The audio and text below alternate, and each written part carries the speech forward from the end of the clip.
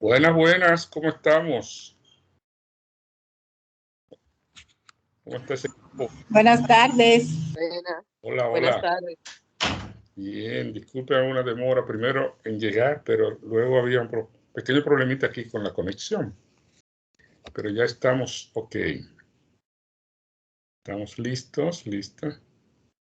Y entonces lo que procede es que veamos primero la tarea, ¿verdad? Que teníamos asignada de los diferentes resúmenes de proyecto para identificar la problemática que se desprenden de ahí. Entonces, los representantes de los grupos que puedan presentarnos sus resultados.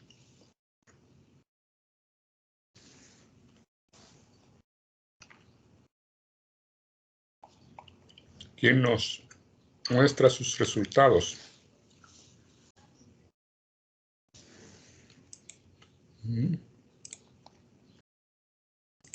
Voy a ir abriendo. ¿Quién empieza?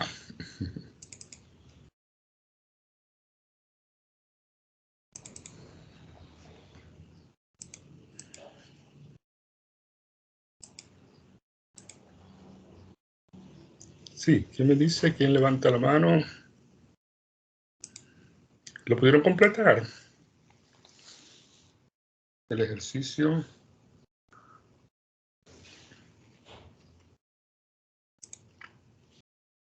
Adelante. A ver, todavía no me sale.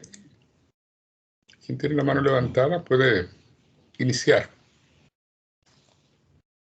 Yo fui que levanté la mano, pero sé qué Rosa. hago. ¿Comparto pantalla con lo que hicimos o Sería muy bueno, sí, si lo tiene para compartir. lo leo? Puede compartir si No sé si tengo los. tiene la posibilidad. Déjeme ver. Sí.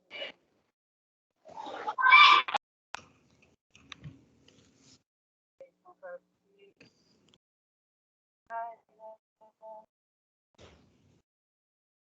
Déjame ver si me los tengo.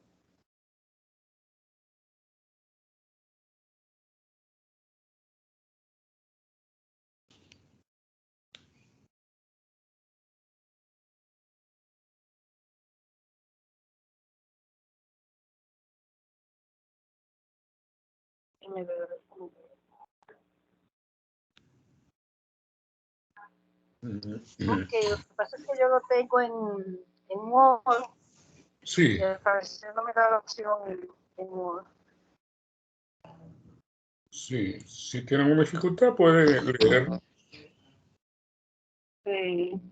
Bueno, nosotros cogimos el ejercicio de análisis de problemas, como usted nos explicó, el proyecto de estudio de la amenaza sísmica y vulnerabilidad física de Gran Santo Domingo.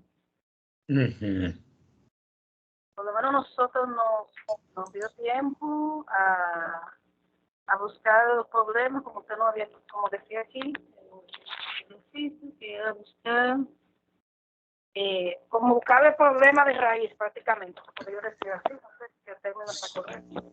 Sí, se supone que esos productos y objetivos salieron de un problema. Ok, entonces voy a comenzar con el que dice el estudio de la amenaza sísmica y vulnerabilidad física del Gran Santo Domingo. Entonces solamente le leo los problemas, ¿verdad? Porque me imagino que todos tienen el auge en mano, no sé, o en pantalla. Sí, los problemas. Sí, nosotros detectamos 1, 2, 3, 4, 5 problemas. Entonces, el primero es ausencia de insumos de conocimiento técnico, científico y datos estadísticos basados en el análisis de la amenaza sísmica. El otro fue debilidad en la difusión en los medios de comunicación basado en el análisis técnico de la vulnerabilidad sísmica en las estructuras. El siguiente fue ausencia de medidas correctivas y monitoreo de estructuras. Nosotros pusimos 5, no sé si sigo leyendo. Usted no había dicho 3. Sí, puede seguir. Ok, pusimos otro, debilidades en las capacidades institucionales en el uso de instrumentos y metodologías basados en el análisis de las amenazas sísmicas y vulnerabilidad física. Y el último, desconocimiento de acciones que fomenten la formación y sensibilización frente al riesgo sísmico. Ah, interesante. Lo asociaron a lo que está dentro del proyecto. Porque yo pudiera compartir el documento por WhatsApp para que usted lo tenga a mano y pueda revisar mejor. Ah, sí, sí, sería interesante. Ah, pues déjeme compartírselo. Lo voy a compartir en el grupo, no sé. Mientras otro grupo puede también decirnos sus, ¿verdad? Este era el caso de ejemplo que pusimos. Sí, el de estudio de la amenaza sísmica y vulnerabilidad física del Gran Santo Domingo. Exacto. Bien. Otro grupo nos puede también compartir qué problemas se desprenden de ahí. Discúlpeme, profesor, lo compartí por WhatsApp. Ah, muy bien, yo lo voy abriendo. Mientras tanto, otro grupo que nos quiera compartir, que esté listo.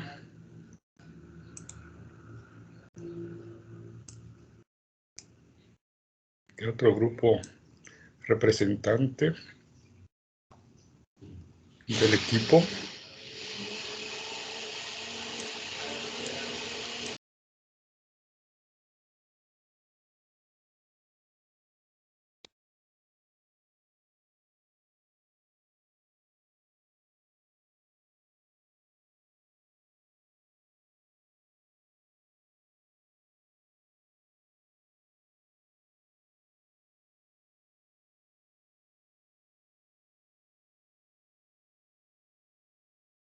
Podemos seguir nosotros entonces, profesor. El grupo, estamos Exnia, Elizabeth y demás en este grupo. Entonces, para exponer nosotros también los problemas que identificamos. Correcto. Adelante. Entonces, 4, el primero, altos niveles de riesgo sísmico ante el desconocimiento de la amenaza sísmica y vulnerabilidad física del Gran Santo Domingo. 2, falta de recursos para generar insumos de conocimientos técnicos. 3, deficiencia en la promoción de análisis técnico de la vulnerabilidad física. Sí. Y 4, ausencia de acciones de formación y sensibilización para la población en general, el público, el sector público y privado, frente al riesgo sísmico. ¿Es cuánto? Muy bien, interesante. Entonces, también está Johanna, ¿tiene la mano levantada? Sí. Discúlpame, déjeme yo compartir. ¿Cómo no?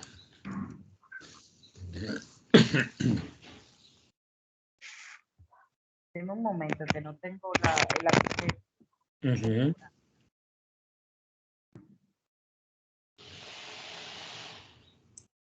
Esto fue lo que nosotros elaboramos. Aquí está el primer problema. El primer ejercicio. Entonces, este es de la ciudad de Sandino, en Nicaragua, en el país de Nicaragua.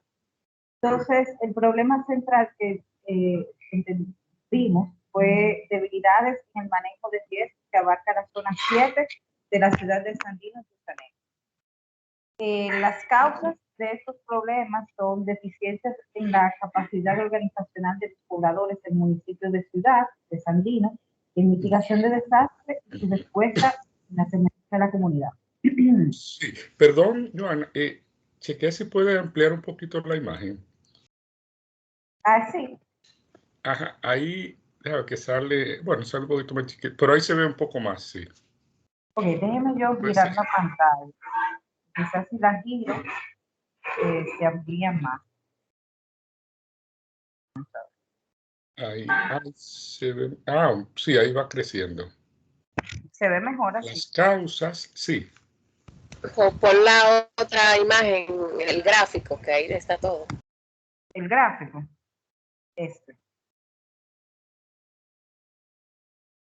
Perdón. Disculpen aquí.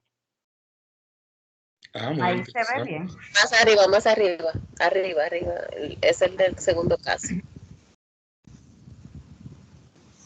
No, bueno. Ok. ¿Con cuál caso estamos trabajando? Disculpe, maestro. No, cualquiera de los tres. Ok, perfecto. Entonces, voy a continuar con esto. Entonces, siguiendo con las causas, sigue ineficacia en las prácticas de gestión de riesgo, desde análisis de percepción de su vulnerabilidad frente a las amenazas que afectan esa comunidad, falta de legislación y legalización de comités locales de emergencia sobre el marco legal de derechos en cuanto a la gestión de riesgo. Posibles efectos: pobladores pocos preparados para enfrentar las situaciones ante un desastre en la comunidad, respuesta ineficiente ante la ocurrencia de un desastre de los organismos correspondientes, una comunidad poco resiliente, atrasos en los aspectos socioeconómicos, posibilidad de pérdidas humanas y materiales. Entonces aquí está el gráfico que elaboramos. Lo voy a poner un poco pequeño para que se pueda ver en general. Y aquí ya especifica cada uno de los puntos. Muy bien. Muy bien estructurado, sí. Entonces está el caso número 2, que es del Servicio Geológico Nacional. El objetivo general, ese es el proyecto La amenaza sísmica y vulnerabilidad física en el Gran Santo Domingo. Entonces, el problema central que nosotros descubrimos fue el riesgo sísmico por desconocimiento sobre la amenaza sísmica y vulnerabilidad física del Gran Santo Domingo. Bien. Las causas: ausencia de insumos sobre conocimiento técnico-científico sobre amenaza sísmica en el Gran Santo Domingo, falta de planificación en rediseño y reforzamiento de estructuras y ausencia de análisis de vulnerabilidad física. Los posibles efectos es complejidad para tomas de decisiones para la reducción del riesgo sísmico, ausencia de monitoreo a estructuras, falta de monitoreo a estructuras. Entonces aquí está el cuadro también. Y el último, que es el caso 3, que también es del Servicio Geológico. El problema central es vulnerabilidad sísmica en las edificaciones escolares en la provincia de San Cristóbal.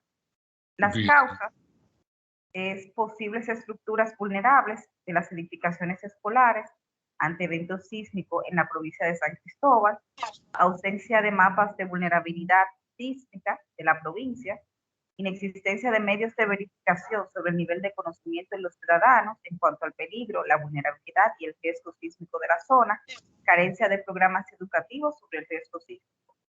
Posibles efectos: edificaciones escolares con mediano y alto grado de vulnerabilidad ante la amenaza sísmica de la zona, estructura de edificaciones escolares con problemas patológicos y de ubicación, posibles pérdidas de vidas humanas y del patrimonio escolar, detrimento del desarrollo socioeconómico, respuesta ineficiente de la población y las instituciones de respuesta ante el desastre. Y aquí está ya todo el gráfico. Perfecto. Hicieron unos gráficos muy interesantes, muy bien estructurados. Bien. Gracias, maestro. A ustedes. Voy a dejar de compartir la pantalla, al menos que usted quiera hacernos alguna pregunta sobre eso. Sí, ahora está bien. Algunos detalles que podemos chequear solamente de recomendaciones en cuanto a los problemas, pero vamos a estar viéndolo. Pero de todas maneras, están muy bien identificados. Ya algunos detalles de forma en cuanto a redactarlo, pero muy bien. Sí, bueno, también la velocidad, maestro, porque tuvimos que hacerlo un poco rápido. Sí. Y hay que hacer una revisión.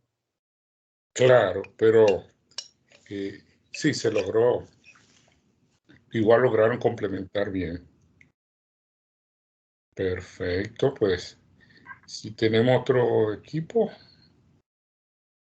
también que nos comparta.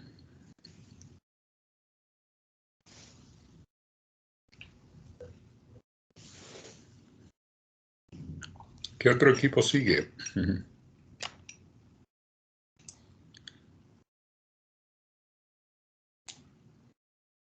Bien. Entonces, sí, me lo pueden compartir, entonces yo lo puedo revisar con más detalle. El diagnóstico. Por ahora, ¿quién más? ¿Quién más sigue?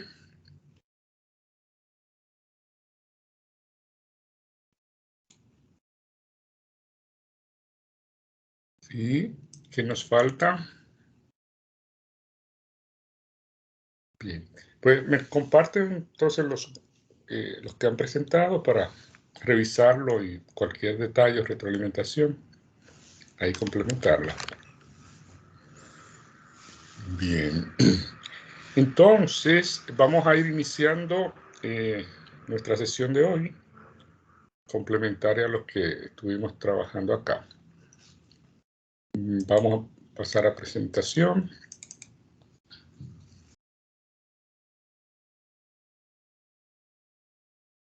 Bien, aquí tengo varios archivos abiertos, vamos.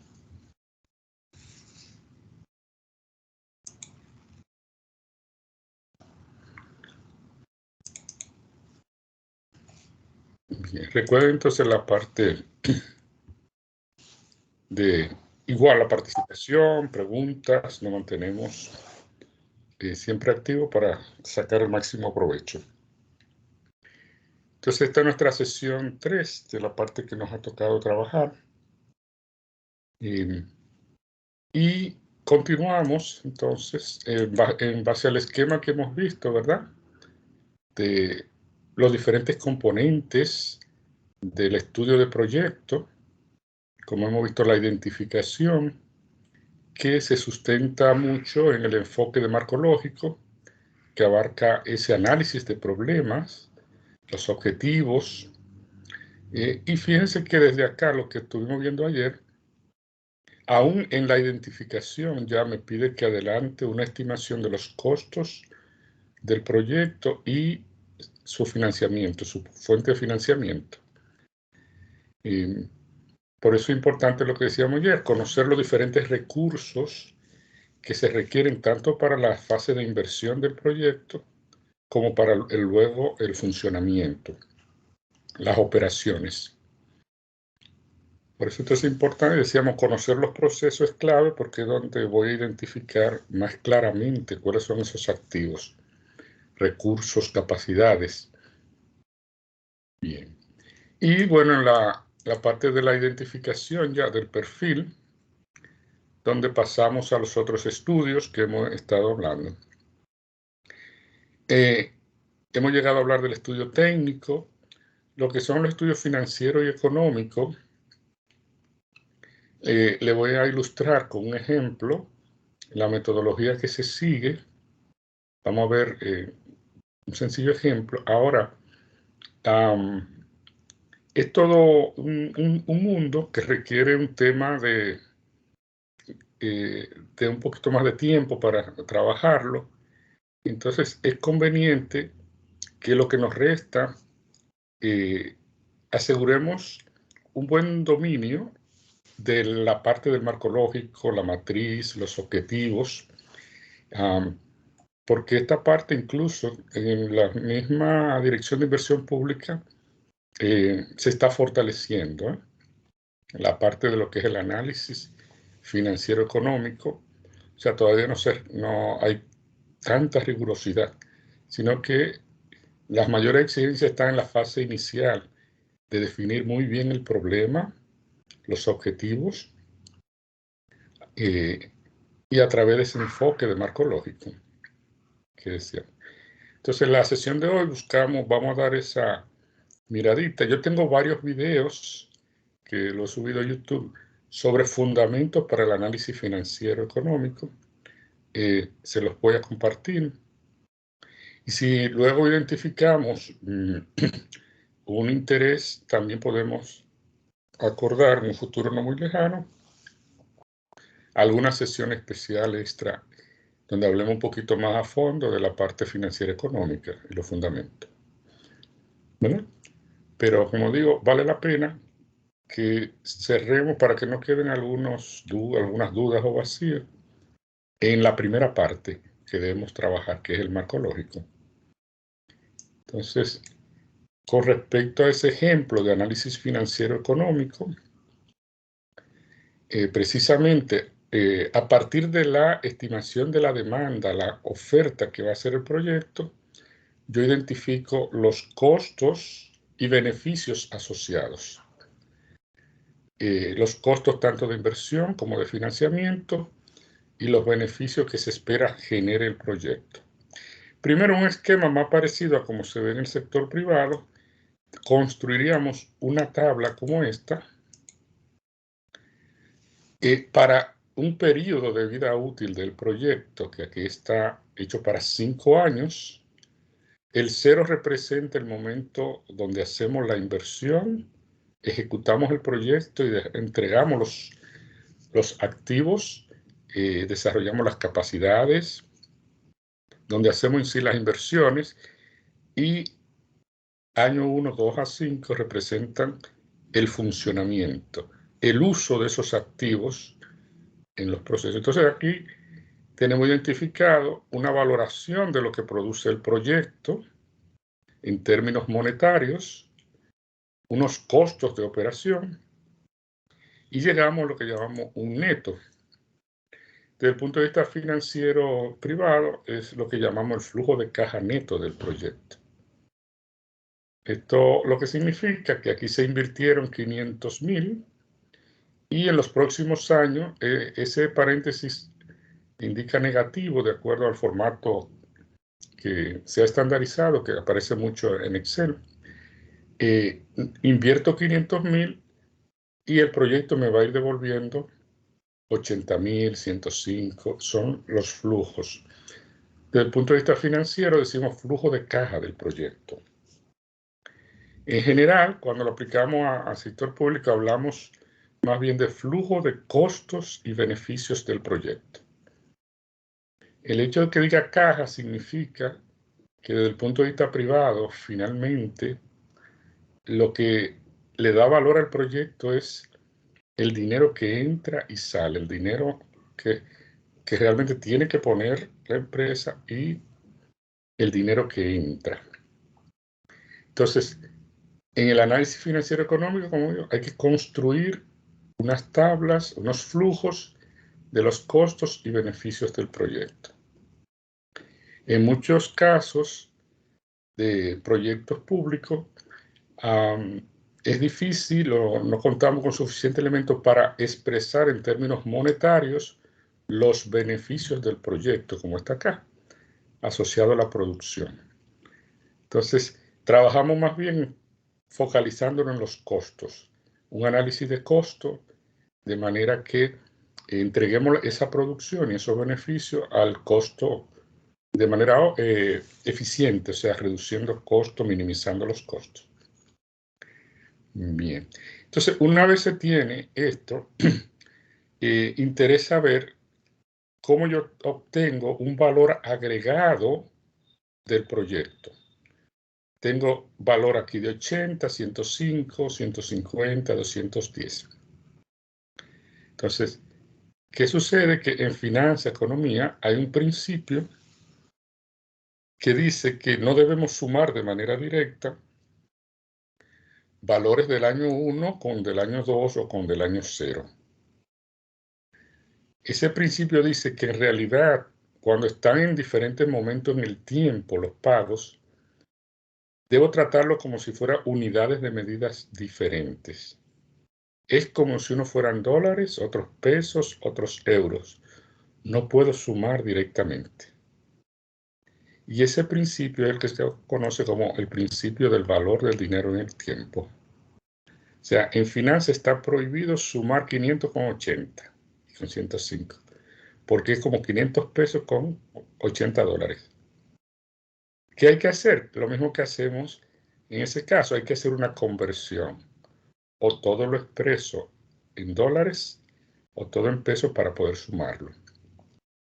Entonces de ahí sale la utilidad de las fórmulas de finanzas, que consisten en hallar valores equivalentes en el tiempo.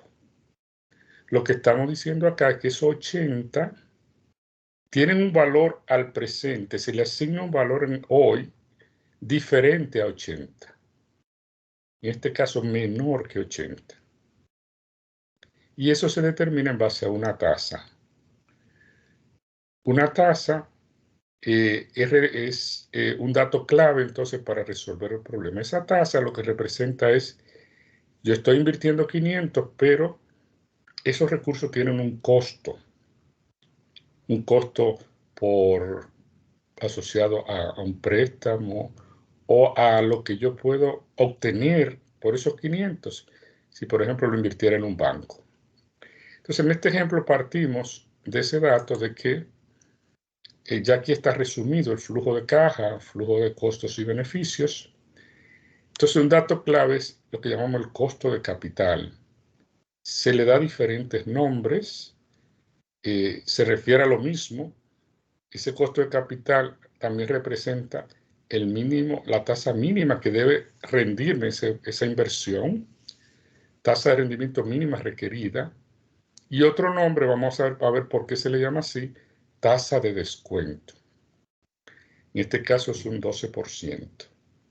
Entonces lo que decíamos es como una forma de verlo en primera instancia, es decir, yo estoy invirtiendo los 500.000 en este proyecto, pero yo sé que tengo la opción de invertirlo en otra parte, ya sea en un banco, activos financieros, y la tasa que me pueden pagar ahí es 12%.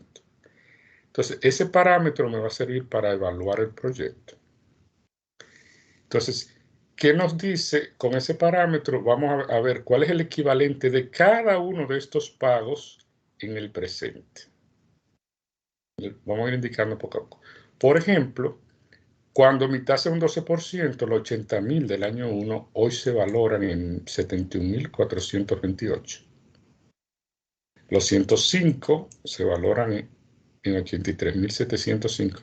Entonces, cada uno, por eso se llama, esta operación se llama operación de descuento, porque a un valor futuro, el valor que le asigno hoy es menor, se le quita o descuenta algo a ese valor.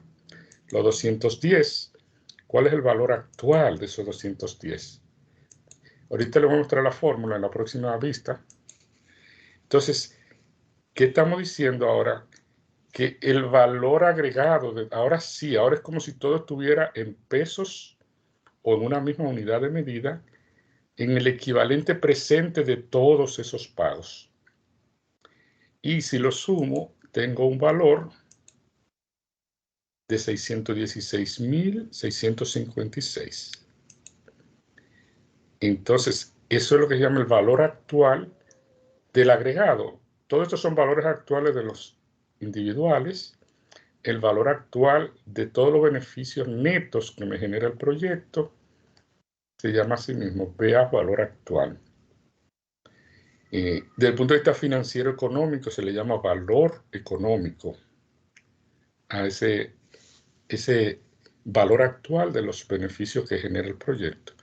Si a ese valor, eso es lo que vale el proyecto, pero para obtener ese valor tengo que invertir 500. Entonces, si le resto la inversión, voy a tener como el excedente neto, que sería en este caso 116. Lo que entonces se busca es que el valor sea superior al costo, que el proyecto valga más de lo que cuesta. Y esa medida neta es la medida más usada para evaluar proyectos de inversión, tanto en el sector público como privado. Lo único que en el sector público tenemos que hacer unos ajustes para que represente el valor, no para el inversionista, sino cuánto vale para el país como un todo. Entonces se habla de beneficios sociales o socioeconómicos, y beneficios privados es el que solo recibe el dueño del proyecto. Entonces, esa medida neta se conoce como valor actual neto o valor presente neto. Tengo unos videos, como decía, que explican los fundamentos para que los que estén más interesados pueden irlo revisando y hacerme consulta. Como les decía, desde el punto de vista financiero económico, ese es el criterio para valorar un activo, un proyecto, hasta una empresa. Es saber lo que me va a dar a futuro neto y yo hallo el equivalente presente de todo esto, es lo que se llama el valor económico. Aquí yo se lo di directo, las fórmulas aparecen acá, usando el 12%, ¿verdad? De esta forma fue que obtuvimos ese 12%, parecido a como vimos con la tasa de crecimiento, se le suma 12% es igual a 0.1, se le suma 1. Entonces, un factor clave va a ser 1.12. Entonces, ¿cómo hallamos el equivalente del 80? Dividiéndolo entre 1.12 elevado a la 1. Los 105, 1.12 se divide, ¿verdad? Entre 1.12 elevado a la 2, de esta manera.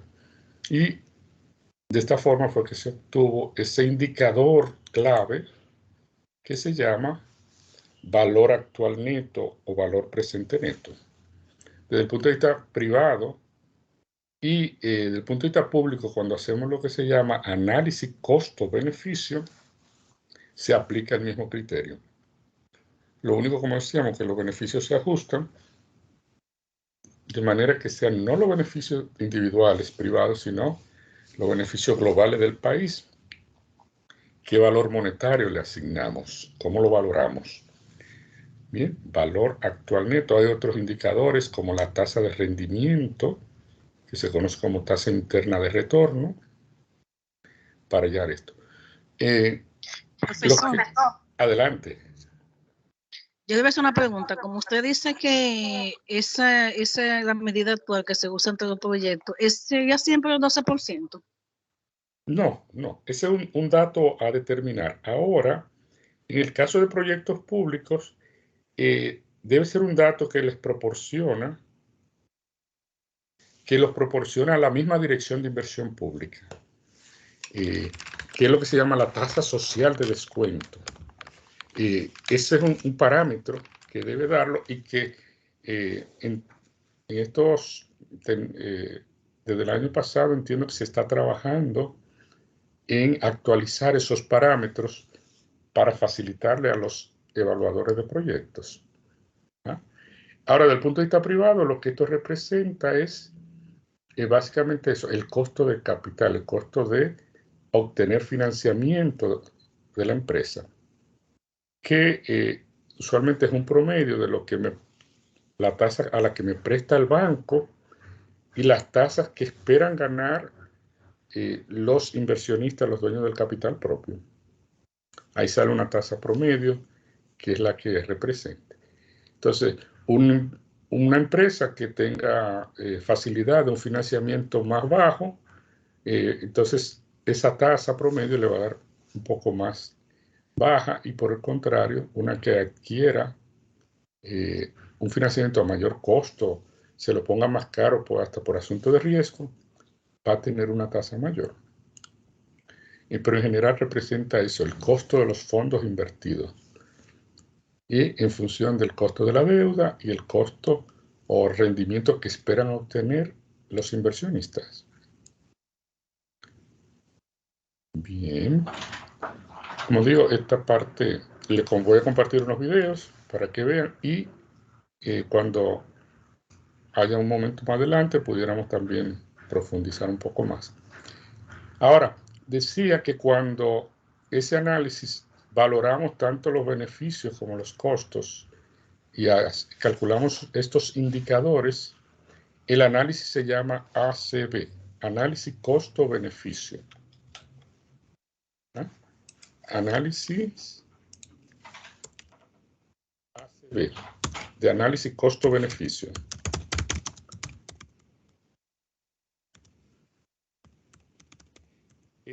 Hay un análisis que es cuando por alguna razón no tenemos alguna limitación o sencillamente consideramos que el beneficio que está dando el proyecto no tenemos, vale bastante, sabemos, tiene un valor incalculable, pero no le podemos asignar un valor monetario. Entonces lo que hacemos, como decía, que nos concentramos en los costos y ver cuál es la alternativa que alcanza los objetivos o esos resultados o entrega esos productos a menor costo. Entonces, ese es el análisis que se llama AC. Análisis costo-efectividad. En este caso, los ingresos, los beneficios no se valoran en términos monetarios.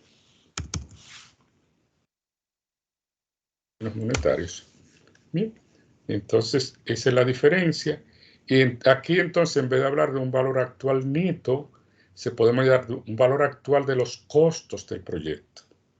Porque también va a ser igual con los costos. Si estos son costos, el equivalente hoy de un costo de 80.000 del año 1, hoy no equivale a 80, sino que igualmente equivale a la misma regla, lo único va a ser de los signos, que en vez de ingreso va a ser costo. Y se usa ese indicador que se llama valor actual de costo, o VAC, en ese sentido. Ese está en el video que les mencioné. Entonces, esto para que tengamos una mirada de lo que abarca y vean también la importancia de hacer una estimación de los costos, porque los criterios de priorización de los proyectos, de evaluación y selección, se basan en una proyección de los costos, una estimación. ¿Verdad? Entonces, por eso, como decíamos ayer ante la pregunta, es necesario afinar los costos. Ahora, yo obtengo una aprobación de inversión pública, de presupuesto, y claro, en el momento de ejecución yo trato de lograr la mejor oferta cuando vaya a contratar servicios y ojalá ser más eficiente de lo que supone la proyección del proyecto, es decir, lograr los resultados con un costo incluso menor al establecido. Bien. Entonces, esta parte, para que les quede más claro la idea de lo que abarca el análisis financiero y económico, y estamos en la mejor disposición de que en un futuro, si consideran importante que agotemos algunas jornadas sobre este tema, podemos hacerlo. Podemos coordinarlo perfectamente. Pero en esta etapa, para que avancen en la primera gran fase de que entren los proyectos de inversión pública y que esto incluso pueden tener apoyos más específicos una vez está bien estructurado el proyecto, se puede obtener apoyo de cualquier especialista, pero el trabajo inicial fuerte es identificar bien el proyecto y configurarlo, y esa es la parte que queremos entonces seguir fortaleciendo hoy. ¿Les parece? ¿Preguntas? ¿Se escucha bien? ¿Estamos ok? Ernesto, te veo en pantalla, ¿todo bien? Sí, todo bien, disculpe que me Te pasó escucha Ok, bien. aquí estamos, profesor. un problemita técnico, pero ya estamos por aquí. Ah, qué bueno, qué bueno. Sí, sí. Bien, pues seguimos Fertilizante. que tenemos, sí, tenemos unos también, un caso que les envié, que esperamos completarlo hoy. Profesor, La última media hora. tengo- Adelante, Iván, yo sí. tengo varias preguntas, ¿no? Sí, Ya, bueno, como usted expresó en aquellos proyectos que no se le pueda determinar sí, un costo-beneficio, se hace ¿cómo se llama? Un beneficio monetario, AC, se ajá, hace un análisis de costo efectivo. exacto, Algunos de los perfiles de los perfiles que nosotros estamos analizando para presentar como proyecto de inversión pública sí, son de este tipo. Por ejemplo, estoy pensando en los mapas de riesgo, que sí, son resultados intangibles que son un resultado muy importante y no tienen una forma de, ¿verdad? Exactamente. De asignar valor. No tienen una forma directa, vamos a decir, pero sí la tienen indirecta. Exacto. Estos proyectos serían con el análisis costo-efectividad, ¿no?